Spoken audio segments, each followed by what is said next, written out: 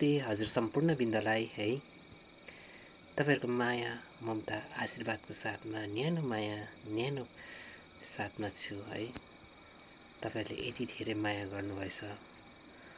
धेरै समय म आउन सकिनँ किनकि मेरो स्वास्थ्यमा अलिकति प्रब्लम आएको थियो। त्यो कारणले गर्दा हजुरको माझमा आउन सकेको थिइनँ। अहिले धेरै आराममा भएर है हजुरको माझमा म फेरि उपस्थित भइरहेको छु। किनकि मान्छेको शरीर हो, कोही बेला अलिकति अल्पिनु पनि त सकिन्छ नि हजुर। हजुरहरू मन दुख्न गर्दिनु होला।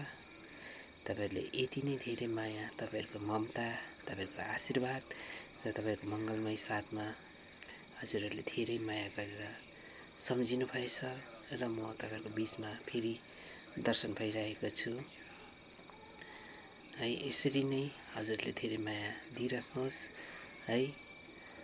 फुल झरे पनि काँडा झर्दैन, म मरे पनि मेरो नाम नमरोस् भन्दै है दुईटा चारटा भन्दै है। अब मैले केही भुल त गर्न सक्छु र म माफी पनि माग्न चाहन्छु। फेरि अर्को कार्यक्रममा म तपाईलाई अलिकति सर्ट भिडियोमै तपाईहरुलाई है केही कार्यक्रमहरू म गर्न सक्छु होला। आज मैले यतिमै छोटकारीमै समाप्त भएँ है। हजुर मलाई माफ गरिदिनु होला।